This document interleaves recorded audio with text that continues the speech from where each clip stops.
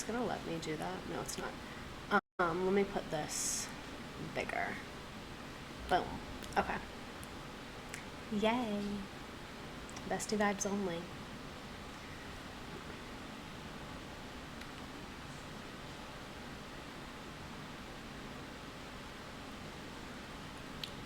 Okay. I really don't feel good right now. I don't love that camera angle. Let me scoot you on over. There we go. I'm just gonna like hang out a little bit, let people join. First 100 people get in the Nearpod. I sent a link in the chat as well, and the code is on the thing, on the screen. For those of you that are on TikTok, my Twitch link is in my who's or what's it? My Twitch link is in my I don't have a brain. I have no brain cells. It's in my link tree. Is where it is. That is where it is. I'm just gonna like hang out and do nothing for a couple minutes and let people join and see what's up. Last time there were a lot of people here. I'm gonna be really happy if there's that many people here again, but we shall see, we shall see. Right now there's 28 people on here. Hi kids. I got a professional astrology reading and someone told me I had like mean mommy energy. And I was like, oh, I don't know how I feel about that. Also, can everybody hear me okay? Let me move this over a twinge so you can hear me better. There we go. I'm trying to keep this like very close to, yeah.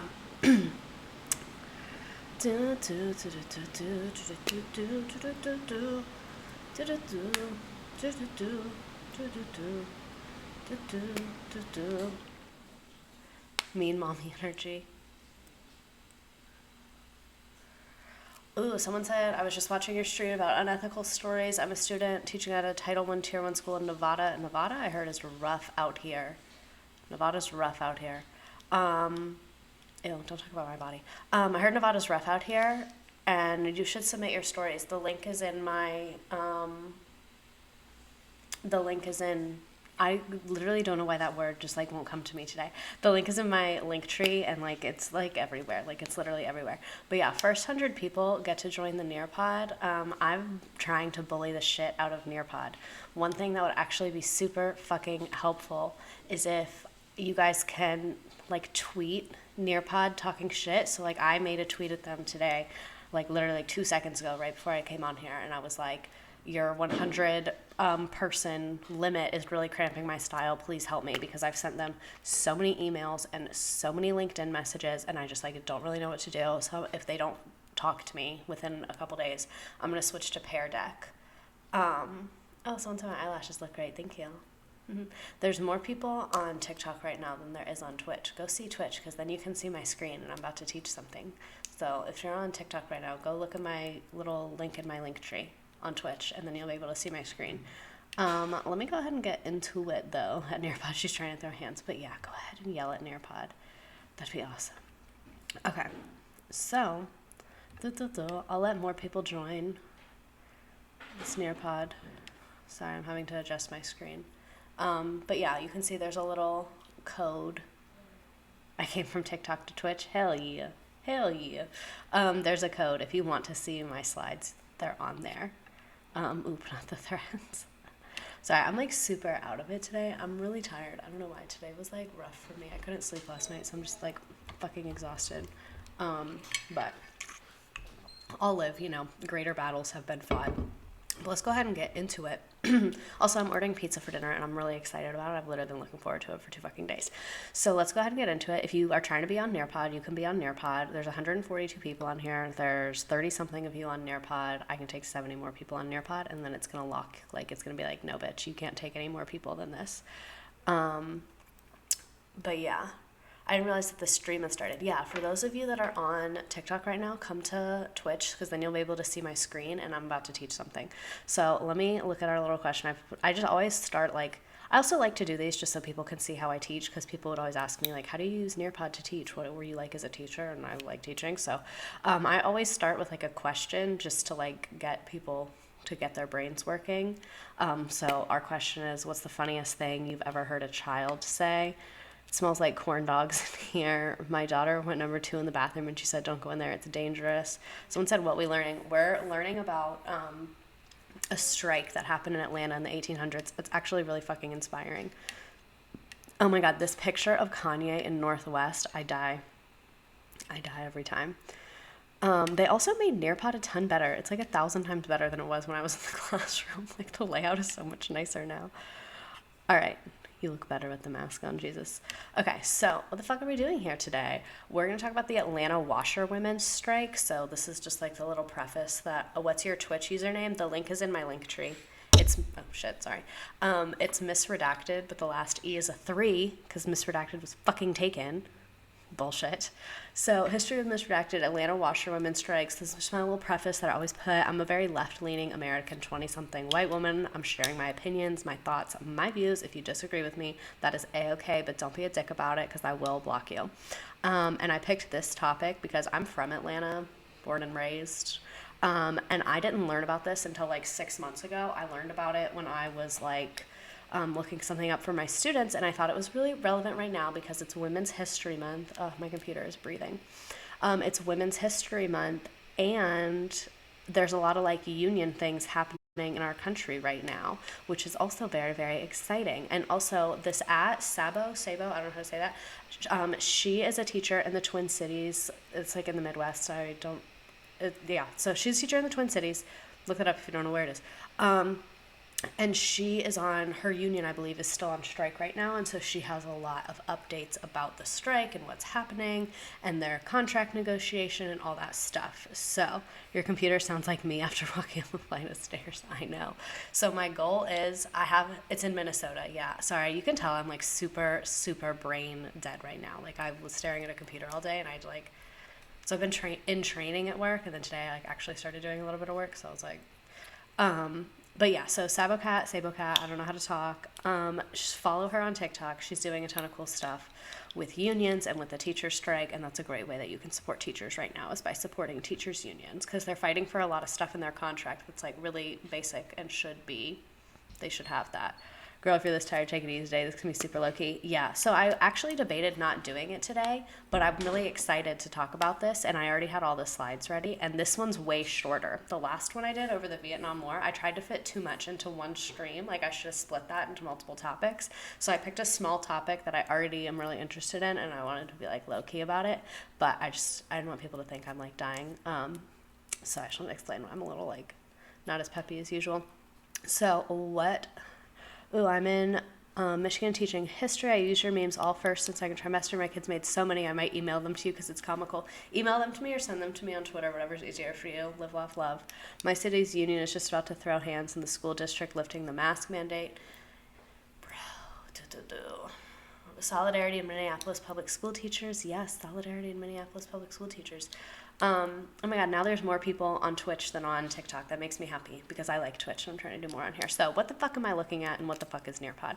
My slides are on Nearpod. So if you are on a computer and you want to join the Nearpod, you can have 2 windows open and then you can interact with my slides. So this is how I used to do it in my classroom. You can see you can copy a link and then I'm going to drop it in the chat right here. So if you want to join it, you can, or you'll be able to see everything because I'm sharing it. But yeah, I fucking love Nearpod, so you'll be able to interact with it. Only 100 people can join, like I said. I'm trying to cyberbully Nearpod into fixing it. If you would like to support my cyberbullying efforts, please harass them on Twitter. I tweeted at them a couple times today, and my Twitter is linked like everywhere. It's in my link tree. It's all the places. So yeah, let's get into the Atlanta Washerwomen strike. So what the fuck are we doing? I'm going to give you context about what a union is, what a strike is, how all that works, and then I'll give you context about what life in Atlanta was like during this time, and then we'll get into the actual details of the strike and why people were upset and like all that type of stuff. So what's a union? What's a strike? How does it work? Workers are the people that are the ones doing labor, like engaging in labor. So like cleaning, building something, writing something, teaching something, farming, like labor, if that makes sense. And then management are the people that oversee labor and make sure that everyone is working and that the company is doing like well and is making money. An owner is the person that's receiving the profits. So an owner could be one person, an owner could be a group of people. Like the owner is just ownership. That's who's receiving profits.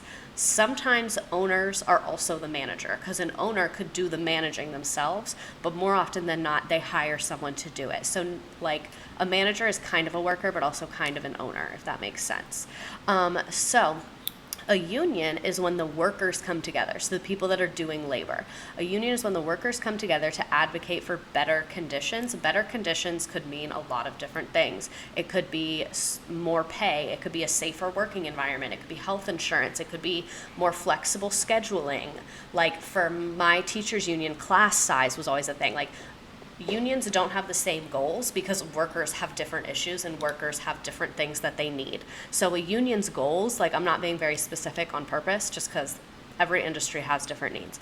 So a union is based on the idea of collective bargaining. Collective bargaining is the idea that if you are asking as a group, you're more likely to get what you want than if you ask as an individual. So like if I go to my boss and I'm like, hey, I want a raise or I'm quitting, they're gonna be like, get wrecked, fuck off, like we don't care.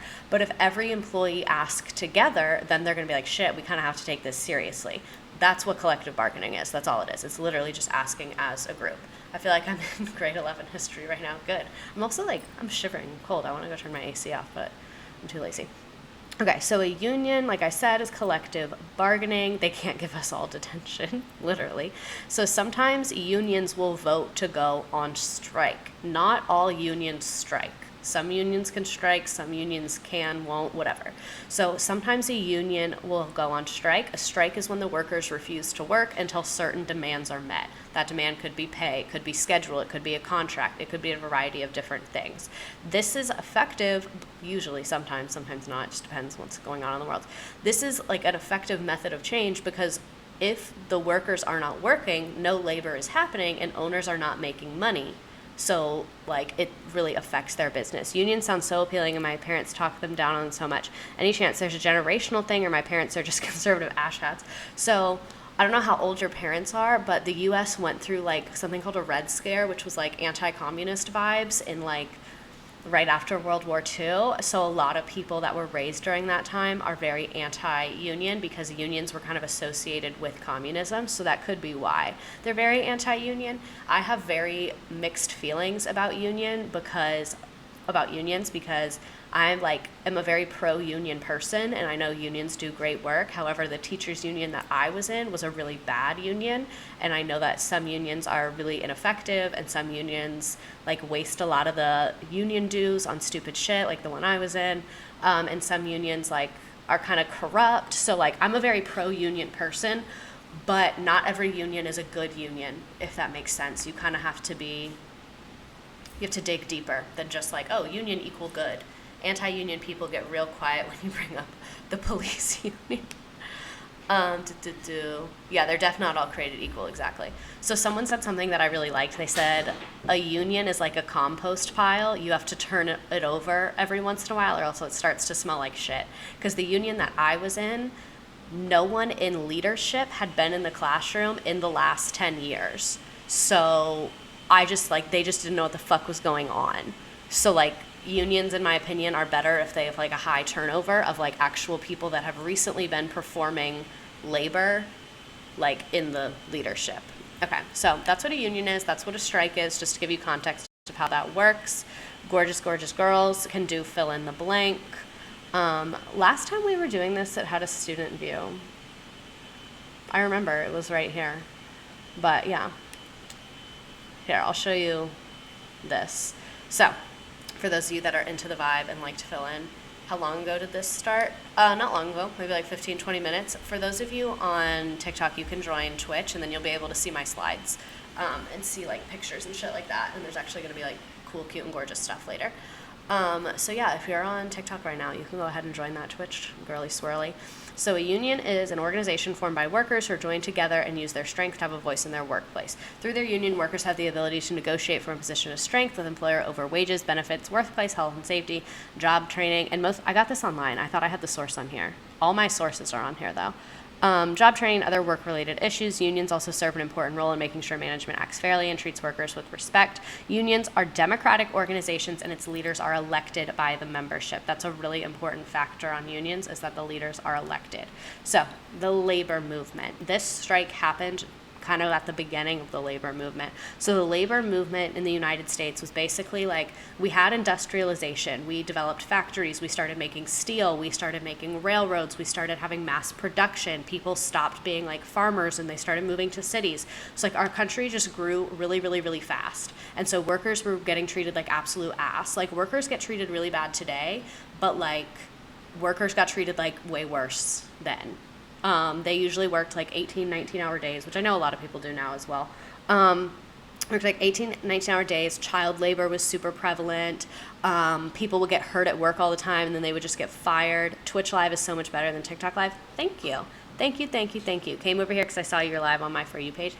Thank you. Also, my phone's kind of dying. So yeah, go to Twitch. Go to Twitch. Love you. Go to Twitch. So the labor movement was basically like, hey, our country developed really fast. All these people are getting treated like shit. We should do something about that. That's the labor movement, is like labor, workers fighting their movement for their rights and their things like that. So for those in the industrial sector, organized labor unions fought for better wages, reasonable hours, and safer working conditions. This is where the 8-hour workday comes from. I know now we hate the 8-hour workday. I hate the 8-hour workday. I think we should have like a 5-hour workday. But they were like fighting for the 8-hour workday. And you can thank unions for the weekend, yes. So they were like fighting for the 8-hour workday and to have 2 days off a week, because that was not the standard back then. The standard was like 18 hours a day, usually 6 days a week, sometimes 7. So the labor movement was like really in her moment from like after the Civil War, so like the 1870s to like right before the Great Depression. So like the 1870s to like the 19-teens and some of the 20s as well. Twitch has always been where it's at. Only YouTube can give it a run for its money because more large streamers are moving there. LOL, yeah. I've thought about streaming on YouTube. I don't know. I kind of like Twitch. I like the energy of it. So the strike that we're talking about happened in 1881. I can also take 30 more people on Nearpod. The code's at the top. If you Google join Nearpod and then hit that code. All right, so you can answer this either in the Nearpod or in the chat. So far, any questions, anything to share? Did I fuck anything up? I just wanted to take a second to kind of catch up with the chat and all of that. She was an early 1900s material girl. Yeah, the labor movement was in her material girl moment, like 1905, really. Essentially, they said, hey, besties, we actually need quality of life to be able to be productive. Yeah, literally. It was also like, the vibes were weird then. People were drinking a lot at work. We had child labor. Like, it was a weird time. I'm really happy people are coming from TikTok to Twitch. And this is like, I'm so happy right now. That's why, even though I was really tired today, like when I was driving home, I had got really, really stuck in bad traffic. It took me like 45 minutes to get home. And I was like, fuck, I don't know if I want to stream tonight. I'm so fucking tired. And then I was like, no, because like that's what's so fun to me. Because at work, like, I work in an office, so it's just like inherently not as exciting as teaching was. It's like not their fault, you know? But I was like, oh, I don't know if I want to do it. I'm really tired. But then I was like, no, like you are excited to talk about this. Like I was genuinely really excited to talk about this, and now I'm doing it and it's exciting and I really like it. So thank you for being here, because this is like literally my dreams are coming true. Also today I cried on the way to work and on the way home from work because I'm so grateful for the life I'm living right now. Isn't that like the stupidest thing you've ever heard? I literally cried twice today because I was like, I'm just so grateful. I'm so happy with where my life is going. And I never thought I would get to this point. And I'm just so grateful. And I was just like crying. Ooh, someone said, what's the Nearpod code? For those of you on TikTok, the Nearpod code is 9M56S. I would share the link with you, but it's on my computer. So sorry, I can't really do that.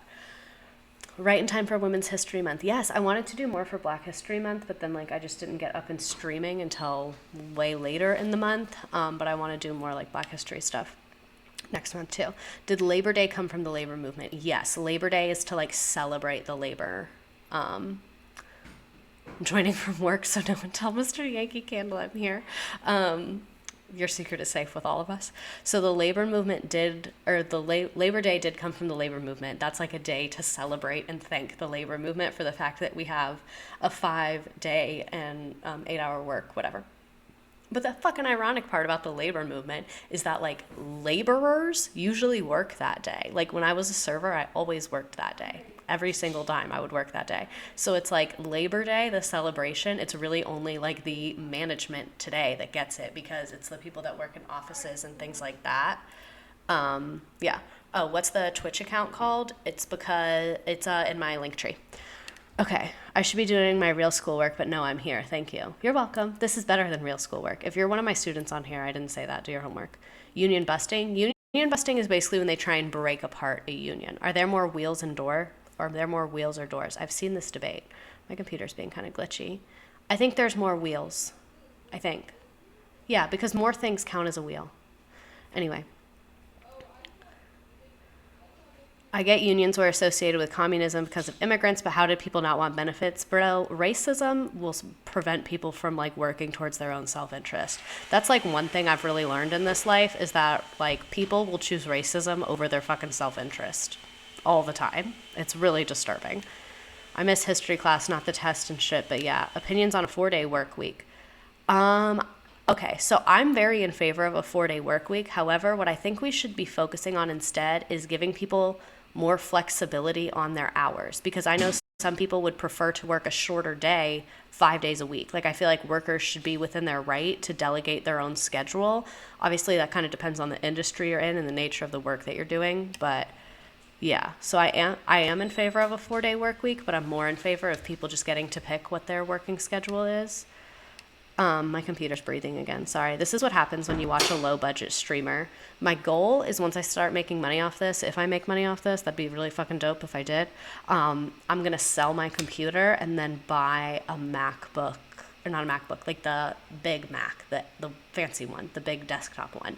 Because now I have a MacBook Air for work. So like I have 2 MacBooks right now, which is just like really not necessary for anyone. So I think I want to upgrade, but I need money first. So material girl. All right. Future teacher here, learning more here than from my $1 million tuition. Would you teach art history? I don't know. Maybe. This is like school for adults. Okay. So this one's cool. I fucking love Nearpod. Oh, look, the feature's there, the student teacher one. Okay, so you can do the little draggy droppy. So goals of ownership and management and goals of unions. So like a goal of a union is a higher wage. If y'all are like into the vibes and you want to tell me the answers in the chat, for those of you that are not on Nearpod, you can. Get an Apple certified refurbished. It'll save you some money and you still get the warranty. Ooh, I might look into that. Maybe. I think we should condense the hours people work to be the main hours people are looking for service. Yeah, I agree. So lowering cost, that's definitely a goal. And lowering cost, like the cost of doing business, usually not the cost of the product. Maximizing production, that's a motherfucking goal, or ownership or management. My boyfriend actually helped me with this because he like works for the, like the bank finance. I don't fucking know. But I was like, what's the actual goal of management? Like, you went to business school. What is the point of that, actually? Goals of unions, healthcare, safety. You can see Nearpod's the fucking vibe. He works for the bank. Yeah, I think. I don't really know. Because this is the thing, is that, like, all banks are actually, like, one company. Like, so many financial institutions are just connected to each other that I'm like, they're literally all one place. Like, almost all of them are the same place. So I think you all work at different places, but, like, they're all the same place. You know what I mean? Like, they're literally all the same place.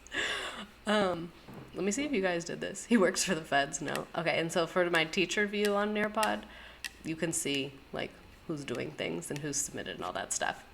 But yeah, so you can see unions and managements inherently have different goals. Oligarchy, yeah, but he's like... I don't think he's that high up in the oligarchy. Like, I think he's kind of serving them, which I guess I am too now, technically. I went corporate girly. All right, so where did I find out about this? So in October, I was getting ready to teach the labor movement to my students, and then I Googled famous strikes because I was, like, forcing them to do a little project. I was forcing them to do a little project where they had to pick a strike and then make a little brochure about it, but I couldn't really let them pick the actual, like, I couldn't let them pick whatever they wanted because they needed to know about like a couple specific ones for their test. So I was like, okay, you have to pick one of these 3 that's going to be on your test. Sorry, that was my front door. I was like, you have to pick one of these 3 that's going to be on your test, but I wanted to show them like a different one as an example. So, they could at least learn from the example of the project. So I Googled famous strikes, and then I found this article. A lot of what we're looking at today, someone said, I was asked by my district if I wanted to take the Nearpod courses to become a Nearpod certified educator. Worth it? I didn't take them, and I can teach anyone Nearpod. Like, I know this bitch in and out. So if it's going to make you more money, yes. If it's not, no. YouTube is the best university, or just literally text me or like DM me or whatever, I'll teach you.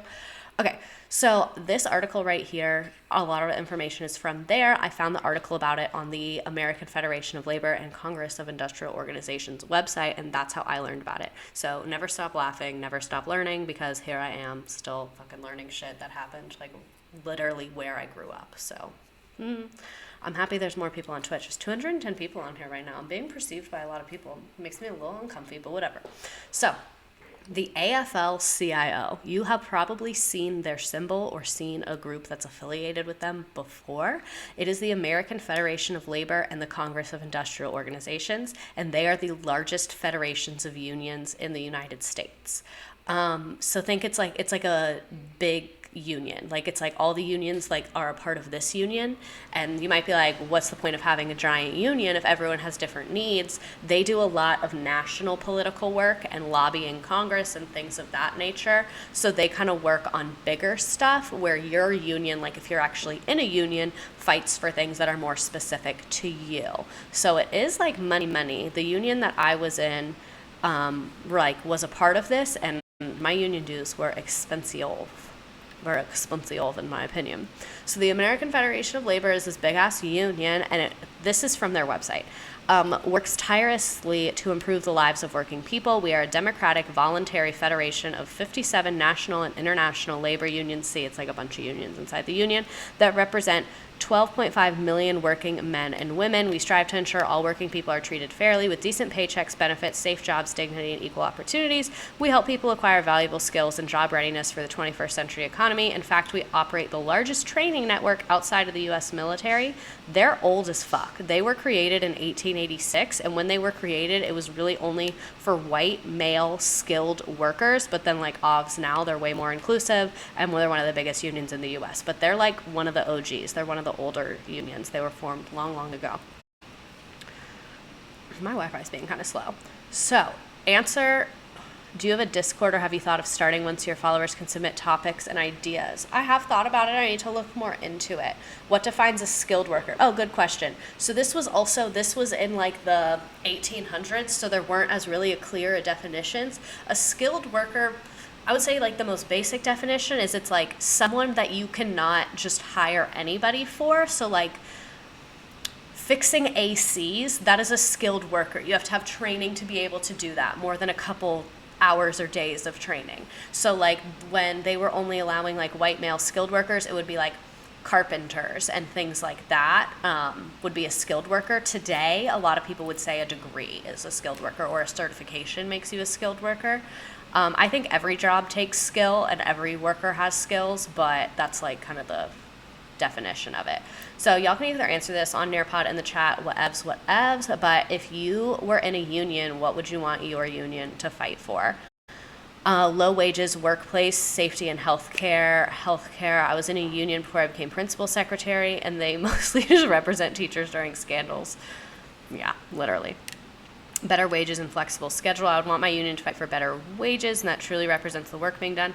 Collective bargaining for class sizes, higher wages, more support from administration. Has anyone had their administrators subbing? Because like we have a sub shortage across this motherfucking country, and it's so rare that I see more PTO. It's so rare that I see an administrator subbing. Lots of people saying healthcare. Lots and lots of healthcare answers. Interesting. Wage increases, keep up with the cost of living, safety, so I don't have to fear for being stabbed in a Walmart aisle. Retweet to that. My school's union fought for us to not be told to do things on vacations or weekends anymore. Nice. AP covers classes in the library if we meet our sub. Oh, my principal subs? I'm glad to to see a lot of your principals are subbing. My daughter's school has been sending multiple emails encouraging parents to apply for jobs. That's like low-key embarrassing. My principal subbed for me when my husband went to the hospital. That's awesome. I love hearing about good administrators because I know they're out there. Obviously, I didn't have that experience, but I know they're out there. Okay, so lots of things people want their unions to be fighting for, and I can take 9 more people on Nearpod, and there's a game at the end, so if you want to play the game and get clout, you know. So context of Atlanta in 1881. The Civil War ended in 1865. So we're like really, really, really fresh off the Civil War at this point in time. Sorry, I just whistled on accident. And slavery was officially abolished in 1861. The process of like all the slaves getting to freedom took a very long time in some areas. So when this happened, there were still people living in slavery because like, if you kind of think about it, think news didn't travel that fast back then. So if you're like living in slavery and you're on a farm in the middle of nowhere and you have been denied the opportunity to an education, you don't know how to read and write, so you're not seeing newspapers and things like that. Do you think this evil master person is going to come run outside and be like, hey, slavery's over, you're free to go? No. It took a super long time to actually like locate everybody and like get everybody like aware that like slavery had been abolished. So at this point in time, like even though slavery was abolished, slavery's still super, super, super fresh, like super fresh. So after the Civil War ended, Atlanta gradually got rebuilt. And Atlanta actually didn't used to be the capital of Georgia. The capital has changed like a gazillion million fucking times. In Georgia in 8th grade, you have to take Georgia history, so we've been learned about that. We're talking about the Atlanta washerwomen strike in the 1880s. So Atlanta was gradually rebuilt due to the city's superior railroad transportation network. The capital was moved from Milledgeville to Atlanta. Milledgeville is like in the middle of nowhere. So in the 1880 census, Atlanta surpassed Savannah. I love Savannah. As the largest city, and beginning in the 1880s, Henry W. Grady, the editor of the Atlanta Constitution newspaper, promoted Atlanta to potential investors as a city of the New South that will be based upon modern economy and less reliant on agriculture. So this is the vibes. Like I'm just telling you this so that you can see the vibes of Atlanta during this time period. So here are some pictures of it. This is Atlanta's Grady Hospital. This is from 1892. So I know this is a little bit after the strike that we're going to talk about, but you know, technology didn't move that fast back then, so whatever. So this is from 1864, so you can see super fresh off of slavery. This is the year before slavery was abolished, so that's why it says that right there. And then here's a picture of one of like the first bigger, nicer buildings. So like I said in that previous slide, like Atlanta's starting to become less of a farming city and more of an industrial city. So that's how you're starting to see these buildings being built. This is Piedmont Park. Piedmont Park's still a thing. You can go there. They have like little historical plaques, and it's literally just like a park. Like people take their kids there and shit. This is Atlanta during the Civil War. You can see it's a city, but it's still definitely like yeehaw. Like the roads are dirt. It's a very new city, but they're starting to be a city. Sorry for the water drinking noises. This is a picture taken from the roof of the building. So this is the Equitable building. This picture is taken from the roof of that. In 1895, you can see there's the dome that's still there. But yeah, this is what Atlanta looks like at that time. Did you actually leave teaching? Yeah. So context of Atlanta continued. I'm going to give you like a population breakdown kind of. So by 1850, Atlanta had a population that included a little shy of 500 African people that were enslaved, 18 free African Americans, and 2,000 white people-ish. The small population grew a lot, and by 1870, about 46% of the population was African American. Because if you think about it, like it was a city, so there's not huge sprawling farms. So like it was slavery existed in the South during this time, so most African Americans in the South were living on farms. So that's why like the population really changed, because then once slavery ended, a lot of people started moving to the city for better opportunities and stuff like that. So at this point in time, you can see the city size, you can see the racial makeup of the city. It's very relevant to what we're talking about. I wouldn't just be like talking about that if it wasn't like part of what we were talking about. So in the spring of 1865, the Confederacy collapsed. The Confederacy is the South. Sorry, I keep getting distracted by the chat. And the Union control was exerted over the entire South. The Atlanta City Council later that year vowed equal application of laws to whites and blacks. This is something I never really learned about in school either, so pay attention. Where was I? The Atlanta City Council vowed equal application of laws to whites and blacks, a school for black children, and the first in the city, and opened an old church and building in Armstrong Street. So it's like things are starting to be equal, which you might be like, wait, how did it get bad later? I'll tell you. So in 1867, General John Pope, who was in charge of Atlanta, issued orders allowing African Americans to serve on juries. So it's like slavery's been over for 3 years at this point, and we're starting to make steps towards equality on like a legal front. And then in 1868, the state legislature, in defiance of the governor, expelled the newly elected African Americans from the legislature. So basically, there were 28 African Americans that got elected to be in the government immediately after. Oh my God, Nearpod answered me on Twitter. I need to look at that. I don't want to end my TikTok live, so I can't go away. So there were African Americans right after the Civil War that were elected to government positions. I never learned that in school. Well, if I did, I forgot it. So they were elected to government positions, and then the other people in the government were like, fuck you, get out of the government, which is crazy. So the state Supreme Court was like, no, you do have to let them into the government because that was a fucking election and this is a democracy. So the state Supreme Court reinstated the legislators, and then in 1869, the state legislature voted against ratifying the 15th Amendment that is supposed to guarantee the right to vote. And so the federal government came into Atlanta and installed military rule and said that Georgia could not be a state unless the 15th Amendment was passed. So you can see like there's a lot of tension within the government right now about like the legal rights of African Americans. Just like the voting and people getting elected and then being expelled, and then the Supreme Court, and now the military is there and all of that. So in 1870, the legislature ratified the 15th Amendment and Georgia was readmitted to the Union, while the governor had to fight to keep African American legislators seated. So they went through this brief time period right after the Civil War where African American people did start to gain political rights in the South. I never learned this. The rights got taken away later because of course they did. This is the United States. But there was this brief time period where African American people in Georgia were getting elected to the government, which is really interesting. So, where was I? The governor had to fight to keep the African American legislators in office because other people kept trying to get rid of them. And then Dennis Hammond, a radical Republican. Radical Republicans back then is like opposite of what you would think of today. Radical Republicans back then were abolitionist. The political parties have changed names a bunch of times. I know it's really confusing, but back then Republican has like nothing to do with what it does today.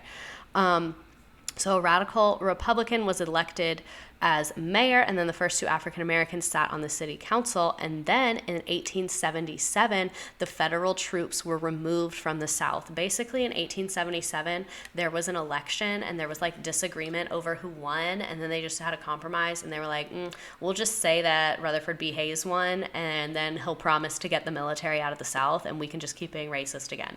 And that's the fucking like compromise they came to over this election. So from like 1865 to 1877, African Americans were like making political strides in the South and were like gaining rights and able to vote in some areas and were getting elected to offices. And then in 1877, when the troops that were like basically enforcing the rules were removed, like when the federal troops were removed, then all of the white establishment leaders in the South started passing really racist laws and like preventing black voting and things like that. So it's like really, like people don't learn about that brief time period, I don't think, enough.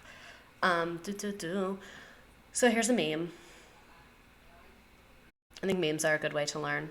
Not like to joke about bad things, but I guess kind of to joke about bad things. But yeah, here's the meme. So now the Civil War is over and slavery has ended. Are you going to start respecting African Americans, rich and poor Southern whites? No, I don't think I will. Bad vibes, very bad vibes, post-Civil War in the South. Why is that thing loading? Okay, so anything we've learned so far that you found interesting? Do you have a question? Anything? Mr. Redacted said, here's the meme. I feel so awkward presenting memes because it's like, I don't want to laugh at it because I already laughed at it. Like I laughed at it when I made it, so I'm like done laughing at it. So, but I can't see you or hear you. So if you're laughing at it, it's like, I don't know that you are. So it's just awkward. Like streaming's kind of inherently awkward. All right, so answer the question or don't answer the question. What have we learned that you found interesting? I was shocked that African Americans did have political rights after the Civil War, and that was taken away like pretty relatively. I don't know why I said 20 years later. I meant 10. That's a typo. They're making strides and then taking away black people in power. Exactly. Memes are the best teaching tool. The federal government actually sent in the military. It's because, so the federal government sent in the military because radical Republicans were controlling Congress and radical Republicans were like anti-slavery. So that's why they did that. And then once radical Republicans didn't have as much power, they like took the military out because that's who was pushing for that. It was basically because they were controlling the government at that time. Nearpod answered you poorly.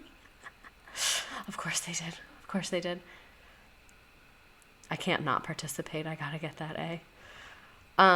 Did they end Reconstruction because of money or because they were racist? Kind of both, I guess. So basically what it was is there was the election of 1876. Yeah. And they like didn't know who won. Abolitionist means they were in favor of removing slavery. Yes. So there was the election of 1876 and then they didn't know who won. I'm kind of fuzzy on the details of this. I haven't looked at it in a while. They didn't know who won, basically. There was just, like, a lot of discrepancy. And so the people that, like, run the election, the Electoral College and shit, they were like, how about this? We'll have Rutherford B. Hayes be the winner, and then the people that didn't like him were like, we'll agree to that, and we won't fight the election as long as you promise to get the troops out of the South. So they were like, okay. So it was like a political compromise is why the troops were removed from the South. Do you think military takeover is good if it's to curb racism? I mean, I definitely think, like, when it's a military takeover, what you have to keep in mind is it's not like the military was taking over, like, civilians, I don't think. It's, like, basically part of the country violated laws and tried to secede, and then they lost, so it's like they're being babysit is essentially the way I view it, because it's like they didn't have a functioning government there. Like, their government used to be the Confederacy, so all those people committed treason, technically, so what the fuck are we going to do about that now? So to me, it was just kind of like how the military comes in after a natural disaster. It was like a literal war zone. So to me, that's kind of different than just a military takeover in general, if that makes sense. I actually did learn about the rights African Americans had for a minute in A-Push. Good, I'm glad you did.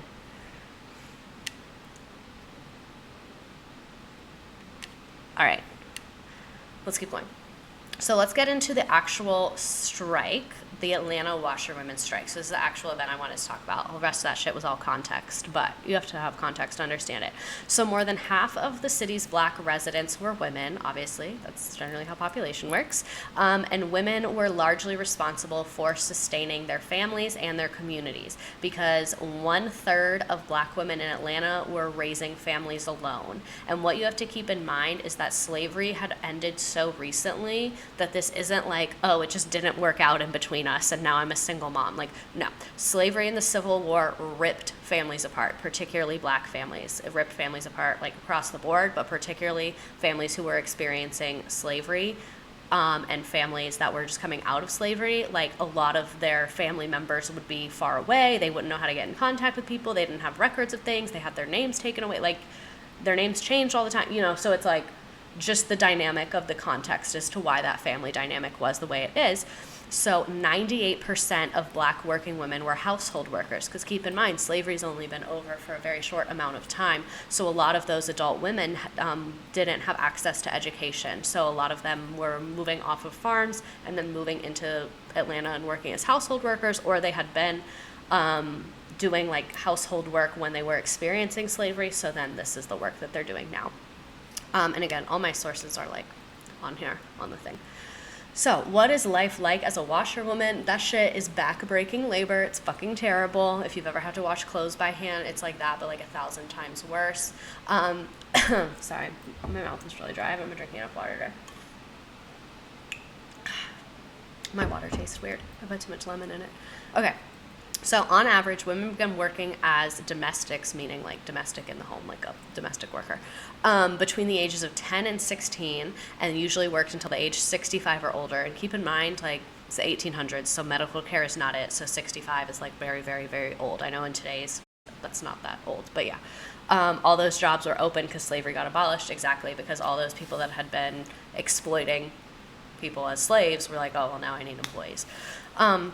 So in the 1880s, more black women worked as laundresses than any other type of domestic work. The city had more laundresses than male common laborers. So, like, basically what I'm saying here is a fuck ton of women were laundry workers. Like, that was a crazy, crazy, crazy common job. Because think about, like, you have sheets, you have towels, you have, like, tablecloths, you have clothes, you have all this stuff, and you have no washing machines. So it's like, that's going to be a lot of work that no one wants to do that. So they're going to exploit people for very low amounts of money to do it.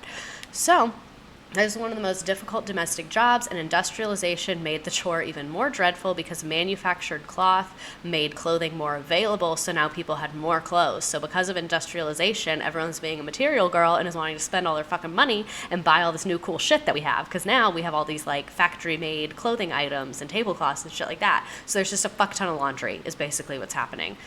This is like the 1800s version of Shein, because before this, all like clothing was made by hand, but now we've had industrialization, so now clothing is made by machines, so it's a lot cheaper.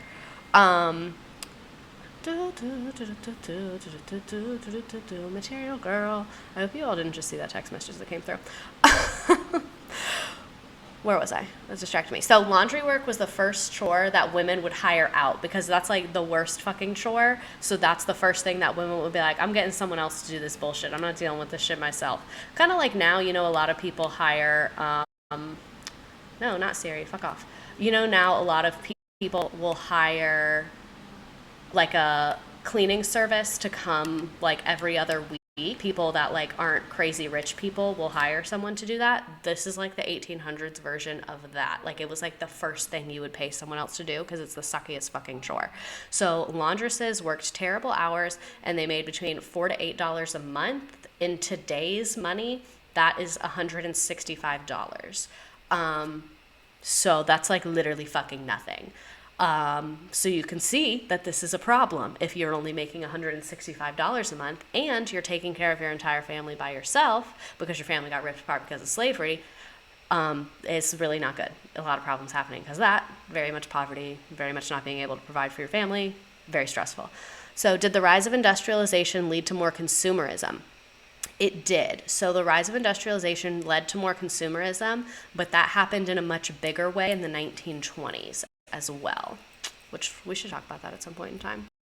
Okay, so life as a washerwoman continued. They had to make their own soap. They would wash stuff. Oh, I think I had like an eye crusty, and then I rubbed my eye, and I think it just like cut my skin open. So that's literally perfect.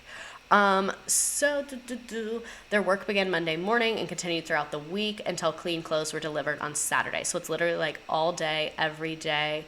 Was this the same time that black women would take care of white women's babies? That happened for a super fucking long time. So yes, that happened. That still happens, to be honest. Like, if you look at the dynamic and the racial makeup of like who hires full-time childcare and things like that. So it's definitely very much that was happening at this time. My poor computer's fighting for its life, trying to stream right now. Okay, so they had to make their own soap, back-breaking labor from Monday to Saturday. Some of them would work Sundays as well. They had to carry gallons of waters from wells, because it's literally the 1800s, so it's not like everybody has running water and electricity and things like that. Like, that's not a thing right now. So they have to and water's heavy. Water is fucking heavy. Like, water, one thing, carrying water is heavy. So they have to carry all the water, they have to carry all the clothes, they have to wash all the clothes, you're bending down. It's a terrible fucking job. So to be doing that, 20 hours a day for some people, 6 days a week, and only making what in today's money would be like $170 a month? Nah. No. So here's some pictures. Obviously, it's hard to find pictures from the fucking 1800s. Why'd you delete your Twitter? I didn't. Did they delete my Twitter? Here's some pictures. It's hard to find pictures from the 1800s, but I tried to find pictures so that you could see, the style of working and how truly backbreaking this is. Obviously they're super pixelated and all of that. This is the most clear one I could find, so you could see what the work was like. And imagine in the dress, the dress and the heat. And you see they would make their kids work. And when I say make their kids work, I don't mean like they're like, oh, you have to work. It was like out of necessity. Like it was like you were in this situation, you know, not like, oh, bad parenting. Obviously, you're trying to provide for your family. You're going to do everything that you can. Okay, so the strike. In 1880, 20 laundresses met to form a trade organization called the Washing Society. And they were like, we want higher pay, we want respect, and we want autonomy over our work. So autonomy means like you are in charge of yourself. Because an auto, like the prefix auto, means like self. So like an automobile is like it moves itself. Like it moves you around, you know? So autonomy means like you're in charge of yourself. So they wanted autonomy over their work, and they established a uniform rate of $1 per dozen pounds of wash. So they basically are like, this is how much money we need, this is what we want, we're trying to unionize. So with the help of black ministers throughout the city, they held a mass meeting and called a strike to achieve that higher pay. So the Washing Society, they were often called washing Amazons, which is racist as fuck, but that is what their opponents called them, started going door to door to canvass for more membership. This is what I think a lot of people don't think about and don't realize, is that like political action and work is actually really fucking boring and really fucking tedious, and a lot of it is literally just like going door to door, knocking on doors, and getting like yelled at. So that's what they're doing for a very long time, to try, or for like many hours, many days, to try and get people to join the Washing Society. And they were very successful in that. They urged laundresses across the city to honor the strike, and they even involved white laundresses, which like was almost nobody. It was less than 2%, but it was crazy because it was so like fresh off the Civil War and fresh off of the abolition of slavery. To have like an integrated organization was just like really, really shocking. So even though it was a very, very low number of white women that were like engaging in this type of work, they did join, and they were a part of the strike, which was like groundbreaking that all of this was organized. So in 3 weeks, they went from 20 people to 3,000 people. And yes, children were not paid. And keep in mind, this is before we had public schools as well. So it's not like, oh, you're missing school because like if you didn't have money, your kids just didn't go to school. Because we had child labor back then. So like it wasn't weird that the kids were helping with the work and not getting paid. Like, well, I mean, it's weird to us now, but it wasn't weird back then. So in 3 weeks, they went from 20 to 3,000 strikers. Why the fuck is this not loading? It's going to be my villain origin story. Okay, so reactions to the strike. At first, the coverage was super dismissive. The Washerwomen of Atlanta, a paper wrote on July 24th, went on strike for very unreasonably high prices. The paper also laid out how the strike was going to fail. A number of our most substantial citizens have quietly gone to work and make up a large cash capital and will start an extensive steam laundry. Sorry, I had to burp. Equal to the wants of the whole city. Smart Yankee, northern code word for white, smart Yankee experienced in the business will be employed in running it. So basically the newspaper was like, fuck your strike, you're going to be unsuccessful, we're going to make steam laundry places, and we're going to hire a bunch of white northern women to run the shit, and then you won't have a job. So like basically the same way we see unions get treated now and we see strikes get treated now, where the media is like, that's nothing, that's bullshit, they're so stupid, they're gonna get replaced. Same vibes. History literally just repeats it again. Wanted to schedule for this because I've learned more here than I ever have in school. I stream Wednesdays at 7:30, and I alternate between history and teacher horror stories or education horror stories. But I want to hopefully get to a point soon where I'm streaming on Mondays and Wednesdays, but life be coming at me fast, so we'll see. Okay, so quickly the strike started to put pressure on white customers. Throughout its duration, people obviously still had to wear clothes, and those garments still needed to get washed, and there was no one there to do it. So basically all of these white families were like, we don't know how to do laundry and we don't want to do our own laundry, so this is really not good for us. So the work was so unbearably backbreaking that white women, regardless of their socioeconomic status, preferred not to do their own laundry. So consequently, white households were dependent on these black women who were the laundry workers, and so the white households got very frustrated with their silly clothes and piles of wet laundry that were dropped off by the workers who joined the strike. Because basically what happened is, like, let's say the worker picks up your laundry on Monday. on Tuesday, someone knocks on their door and is like, hey, we're striking, you should join us. They're going to leave your dirty laundry back on your doorstep, and now there's no one there to do your laundry. So basically all the white people in Atlanta started to have a fucking conniption fit because there's just dirty laundry piling up all over the city because the strike was so successful. Like, because they had so many people in it, this was like really affecting a lot of the population. Loud. Here's another meme. I'll smile this time. Can you scroll up to the other TikTok comments? I'm sorry, I'm trying. What was the cost of living for black folks in this era? Oh, I don't know. That's a very good question. I can look into that, though. TikTok put a lot of filters on me right now. I look like a Barbie doll. Like, my skin looks not real. Okay.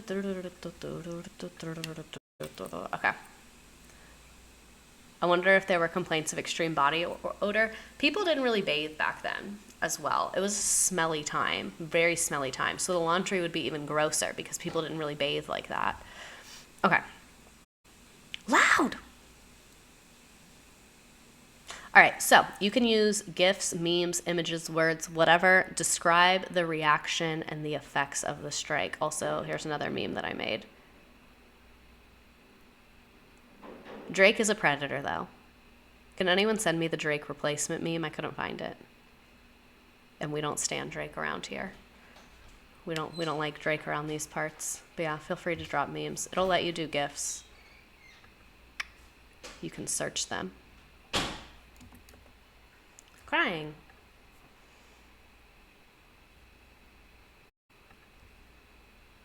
We can do Harry Styles crying. I don't know if you're putting something up. Nothing happens until it inconveniences the top. Literally, no change ever happens until the elites are inconvenienced, which is exactly what we're about to talk about. Like, literally. Oh my God. I love this meme of this lady flipping the table. I want to look at what Nearpod said. What did Nearpod say to me? Can someone tell me what Nearpod said to me? I feel like when I'm on here, I can't like access any other social media because like obviously all my devices are doing things. And I don't even have my iPad here with me. All the crying. I'm gonna give you guys a couple more minutes to find GIFs. I know it's harder to find the memes than the words, so I'll give you time. Let me look at TikTok chat now. I'm so like out of it. What's your view on capitalism? I think it's not going so great for us right now. I think we have some issues. Just to DM with your email and crap, they said to send them info and complain your school name. I don't work at a school. Maybe if they answered my other emails, they would understand the predicament I'm in. I don't work at a school because I keep trying to be like, hey, I need more people. And they're like, schedule a demo at your school. And I'm like, I'm not a teacher. I'm just a bitch. Like, I'm literally just a bitch. So... Hey there, thanks for your answer. So sorry, in trouble. Let's fix this. Can you do it in your school district?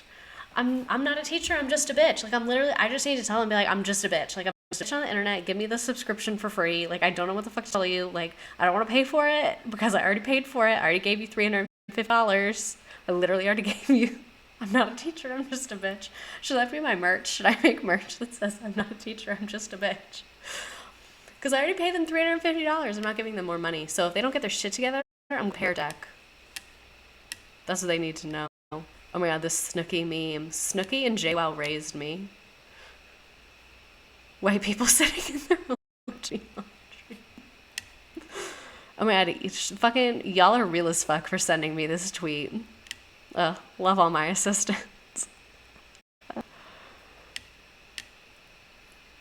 Oh, these are funny. Okay, let's keep going. So the strike. I tried to put more memes into this one. People said they were into the memes last time. So by August, municipal is like the city.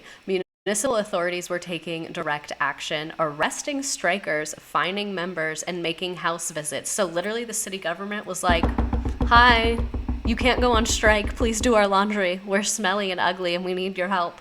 Like literally that's what was happening. They were like arresting these women for refusing to do laundry and for being on strike. So the laundresses were not deterred. They were like, you can get fucking wrecked. We're still going to be on strike. But the white establishment got so agitated that the city politicians got involved, and the city council proposed that members of any washerwomen's organization were going to have to pay a fee of $25. And remember, these women are making between $4 to $8 a month. So a $25 fee is absolutely fucking ridiculous. Like, that's fucking crazy if you make between $4 to $8 a month. So they were gonna have to pay that once a year, and then they would be offered, and then the city, get my thoughts together. That's $536 back then. Yeah, which, oh God, it's so crazy. So basically the city government is like, you have to pay us $25. And then also, if anyone wants to start a laundry business, like a, commercial laundry business, like not what these women were doing with like the pick up, wash, bring back, but like start like a laundromat basically, you would get tax-free status. So they're trying to like punish these women and charge them money, which like you shouldn't, that's not how this shit's supposed to work. So they're trying to punish the women and charge them money, and then B, they're also trying to create competition for them, because basically like they were like, oh damn, these women have a lot of power over us because they're doing all our laundry, and now that they're striking, we have no clean clothes. So they're saying if we get laundromats, then these women won't be as powerful, is essentially the city government's strategy here. This is a very common tactic in trying to take down unions, is to get another group to do the same work, because then the union's not as powerful because there's someone else that they can go to, there's more competition. So even though the $25 fee would mean months of wages, the strikers were not discouraged. Scabs, yes, scabs. Scabs are people at work during a strike. See, motherfuckers, always. Tax-free like a church. Yeah, so they basically were like, hey, if you open a laundromat, you don't have to pay taxes, because they wanted like competition basically against these people. So here's a picture. I think this is from the strike. It was hard to tell, hard to get accurate info. Again, it's the 1800s. Photography is not really that great. So they said, we mean business or no washing. Feeling the strength in numbers, on August 3rd, the Washing Society, that's the union, the Washing Society is the union, that's the women on strike. They laid down an ultimatum. They wrote a letter to the mayor of Atlanta. The mayor is like the president of the city. It's like who's in charge of the city. So they said, we, the members of our society, are determined to stand our pledge and make extra charges for washing, and we have agreed and are willing to pay $25 or $50. They said, we don't fucking care. You said $25, we'll pay $50. We don't care. We don't care. For licenses as protection, so we can control the washing for the city. We can afford to pay these licenses, and we'll do it before we will be defeated. And then we will have full control over the city's washing at our own prices, as the city has control of our husbands' work at their prices. This letter, I want to get this letter. I should replace the Jersey Shore note with this letter. Don't forget this. We hope to hear from your council Tuesday morning. We mean business this week or no washing. So they were like, we don't fucking care about the $25. We don't care about the fee. We really don't care. We're doing it anyway. We will pay it. We don't care. We're still on strike. We still want what we want. They're not giving up. So by August, the council had threatened them with that license fee, but then they expressed their willingness to pay for that. The council ended up dropping the fee altogether. Someone said, were they bluffing about the money? The council was bluffing about the money. I don't know if the washerwomen were bluffing about the money, but the council ended up dropping it. The council dropped it because basically what they were worried about is like this strike was being really successful. So they were like, if other strikes pop up, they'll like see how successful this was. So let's just try and end this shit so that this doesn't happen again. They basically were just like, there was a lot of labor and union activity happening, and it kind of scared them. So that's why they decided to drop the fee. So eventually the council dropped the fee. In the face of arrest, lost wages, financial penalties, the strikers demonstrated tenacious. Tenacious means you don't give up.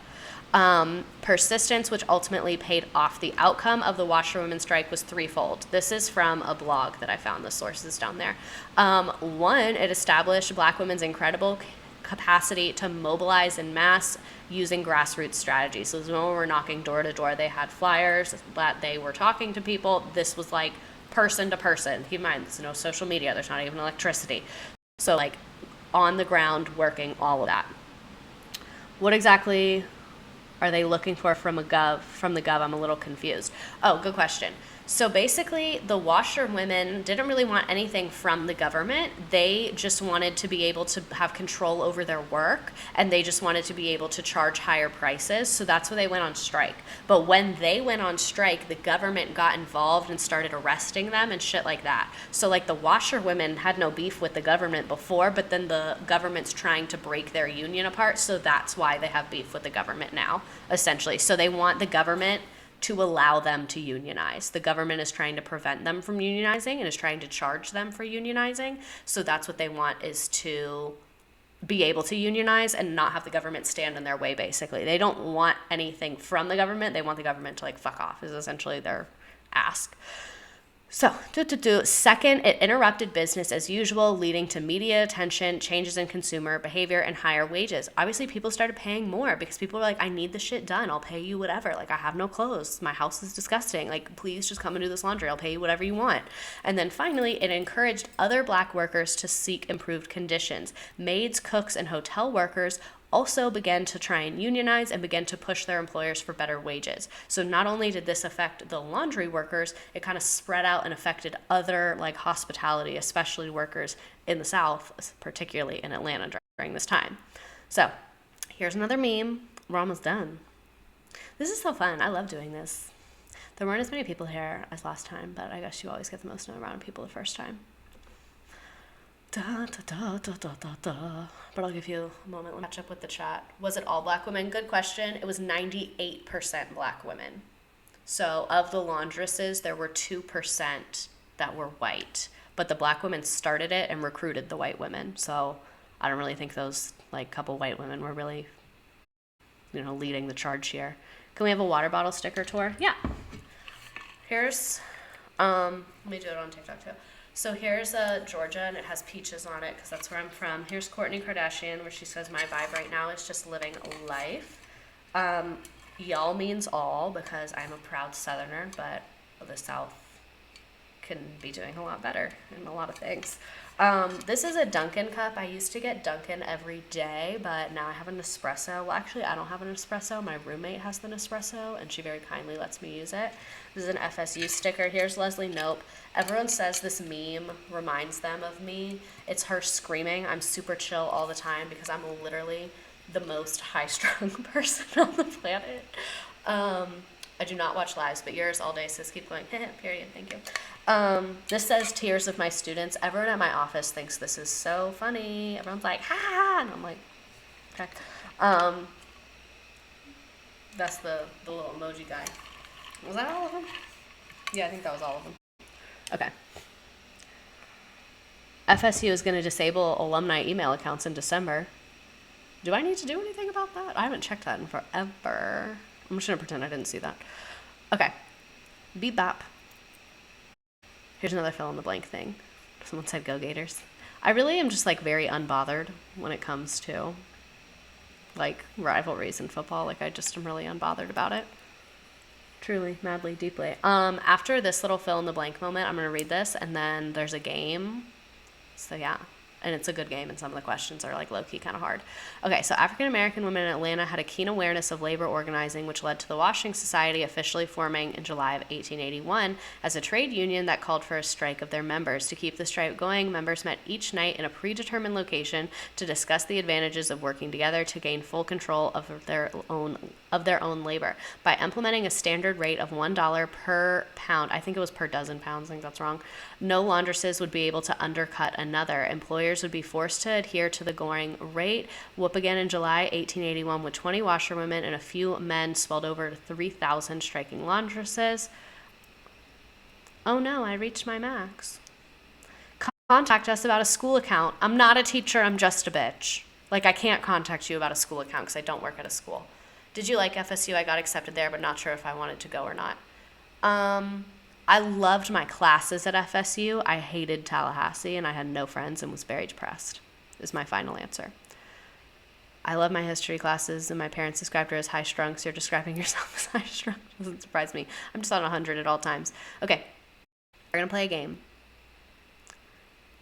This one always takes forever to load. Tallahassee sucks. Yeah, low-key, high-key. So we're going to play this game. It's called Time to Climb. It's literally just a multiple choice game. Let me pick which one we want to do. We're gonna do the jungle one because I like the way the leaves look. Should I pause in between? I don't know. Okay. I'm just gonna hit start. So if you're on Nearpod, you get to participate. I already hit the participant limit on Nearpod, tragically. So if you're not in, you're not in, but y'all can go ahead and pick your little people. I'll give you a second to do that. And yeah, I think it's like 10 questions. Some of them are hard. Read carefully because some of them are trick questions. I decided to be an asshole and give you some trick questions. Okay,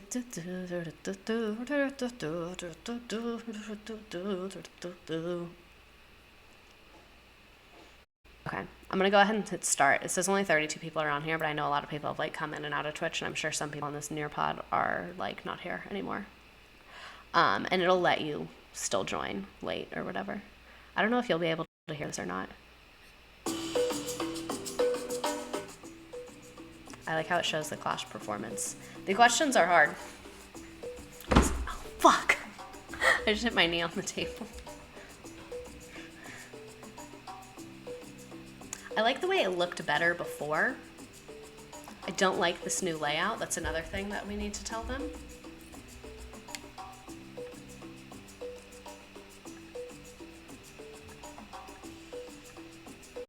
And I can do it on presenter view, but then you guys can't see it, so there's literally no point to doing that because it's literally just going to stress my computer out. Go away.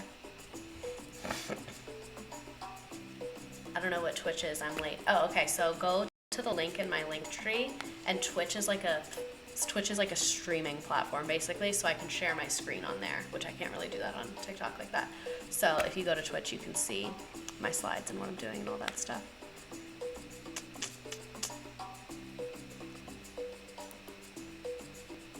It's 11 questions. I can hide your names. Let me see what happens if I hide your names. Oh, that's annoying. I thought it was going to give me the pretty thing again. No, I don't want to do it again. Come back. I think this one has multiple right answers.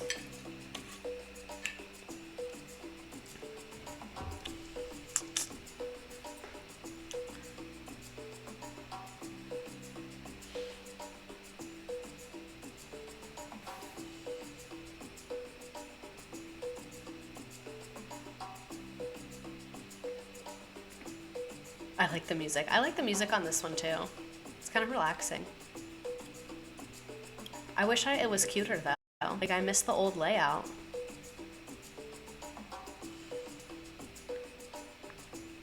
Okay, how many workers did this strike start with?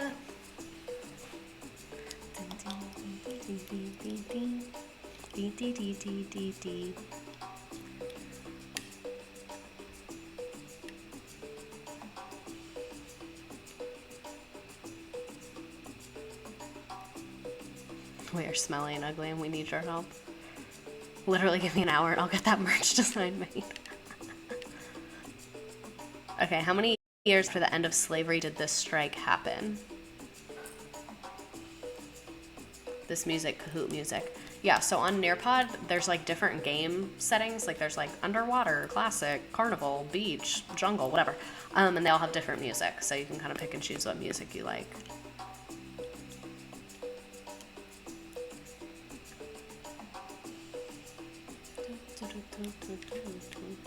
Yeah, so your right answers there were A and D.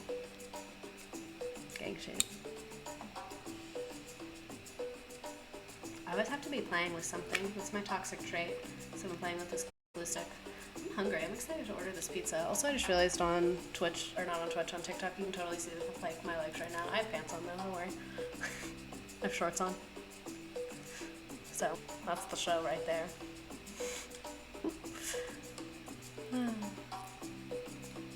By the third week, how many members were on strike? Did I already ask this?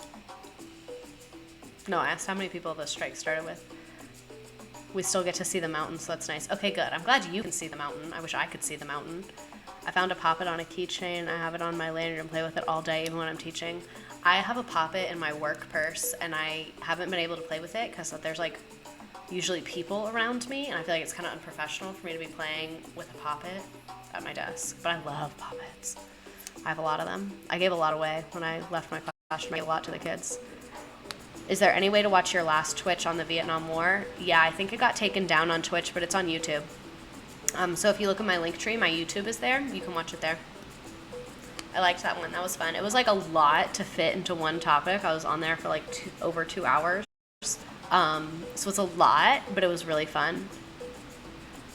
I flip a pen, but it's embarrassing when it flies out of my hands. Yeah. Ooh, a lot of y'all got that right. Good job.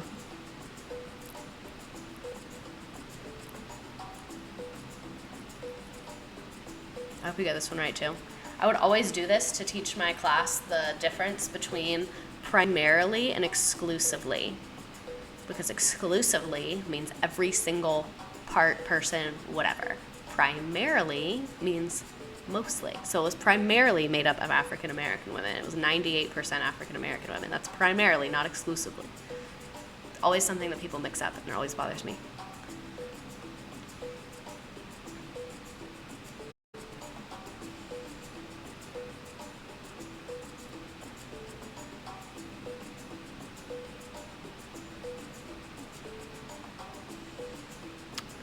Mad, we only have 2 questions left.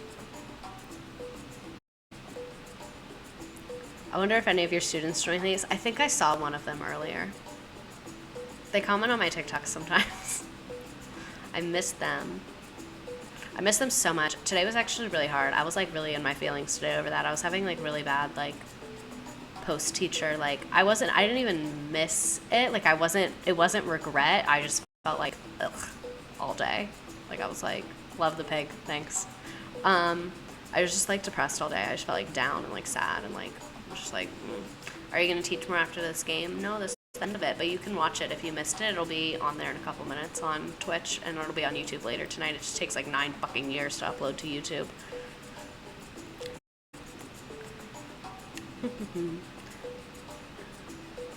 If you were able to see physical, irrefutable proof for the existence of God, would you change the way that you live? I don't think so. I do kind of believe in something. I don't know. And people say like, oh, would you change the way you live if you believed in God? I'm definitely not like a person that is a part of a religion, but I really like changed my world outlook in the last couple years and the way I treated people. Like I used to be a very mean person, and I don't want to be that way. Not that bad. I never did anything crazy, but you know. All right, so who's in my top 5? First, we have Marissa. Motherfucking shout out Marissa, number 1. Then Elena, then Kim, then Ashley, then Girl Boss. This literally, like, the women carried. The women carried this. 8th place, Layla. Kyle in 7th place. We love our men. I actually love men. I love men that are good. I have issues. 3rd in Vietnam, 2nd in Here, Girl Boss. Holy shit, bitch, that's you. I love men. I hate how most men are terrible. I hate most men, but some men are awesome and I love them. Like when there's a man that's good, I love them. Like I'm such a simp for a good man, but it's only like 3% of them are good. So, future history teacher, and I got first validation I needed. Ah, someone clipped that I love men, but all of them are terrible. Oh my god. Okay, I want to turn the music off of this. I'm gonna go back to, where do I want to go back to? I want to go back to the collaborate board, just so while we're like chilling, if anybody has anything that they want to say on here, they totally can. I'm so happy that you're finally happy. Yeah, I'm really happy.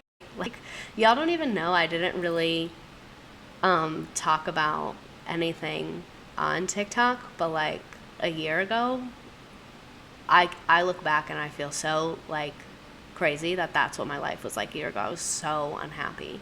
I was being treated like shit in so many arenas of my life, and I've just come a very, very long way in a year, which is really exciting to me. Like literally the person I was a year ago. That's crazy.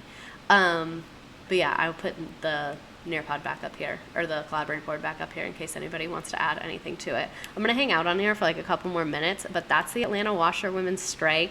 So the result of it is that the Washerwomen won. They got their union, and they were unionized workers in the South, literally less than 20 years after the end of the Civil War, which is crazy, crazy, crazy inspiring. So everybody, we love to see girl bosses thriving. The Atlanta Washerwomen are the original girl bosses. I've never girl bossed as hard as they girl bossed.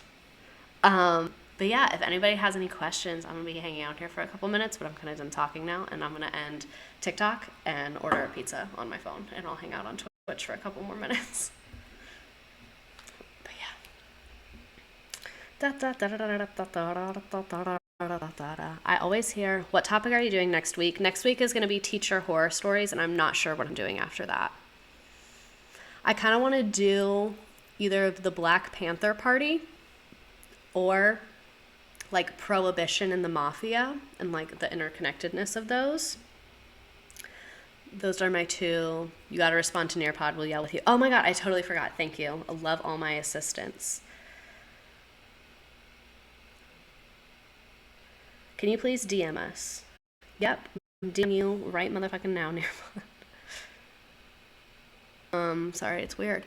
1010, you should do like 20s unknown stuff from that time. Oh, everyone always says different things. I was gonna do the Mafia stuff this week, but I really wanted to do something for Women's History Month before I forgot about it. Okay, so what did they even ask me for? Let me get my shit together. This is the most I have ever learned of Black women, like ever. Oh my God, great. My mom heard you lecturing and said, is that a real professor? She curses a lot. Okay.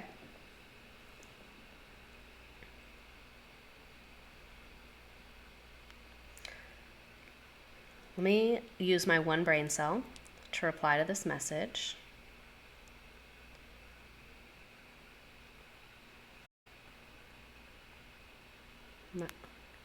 I used to hate my voice. Now I don't care about it. Like I used to hate hearing myself on video, but now since I've been doing TikTok, I'm really desensitized to it.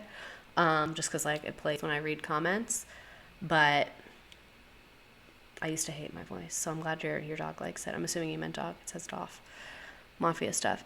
Interested in your view of what you mean by a good man. Did you mean morally a good man, a pious man, an intelligent man? I don't know. To me, a good man has a lot of different definitions. The number one thing to me is respect. Like, most men don't respect women. And to me, a good man is someone who respects women. Like, I've always felt very, very respected by, like, my father. There's been a couple bosses that I've had that I've always felt really respected me. That's what I mean. I think there's lots of different ways to be a good man, but I think it's respect is the first step to that. And a morally good man, yeah. Someone, to me, is like someone that's kind and someone that's respectful and someone that's caring. Caring, just generally speaking. Do you think my district would approve this as a PD? Send me whatever form and I'll literally forge whatever you want. Like, I'll literally be like, I have a PhD. Like, what's your pizza order? So normally I like to get a pizza with pepperoni and mushrooms and tomatoes. But there was a pizza place near me that's having like a special that I saw an ad for that I wanted to try. So that's what I'm getting today. Let me respond to Nearpod though. You guys always distract me. There's 130 people on here still. Jesus.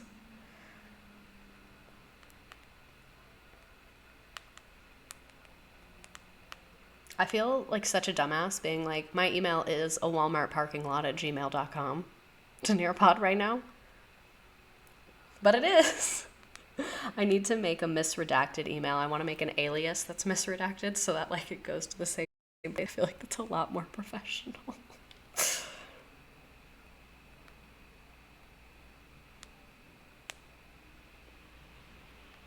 Okay, what did they ask me for?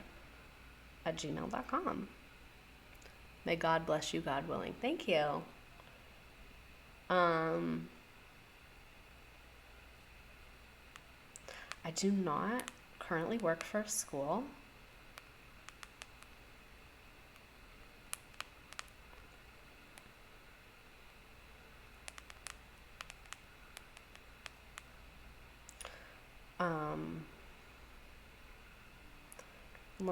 I have something in my notes app that I need to send them. Because literally what I did is I went on LinkedIn and I tried to find all of the Nearpod people I could and then just messaged them all the same thing, like, please help me.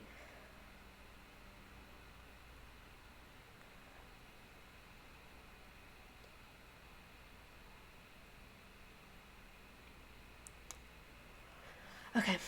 I'm gonna go order food and eat food and take a shower and all that stuff. This was super fun. Thank you for following me. Thank you for being a part of this. This is like my dream and I can't believe I get to do this.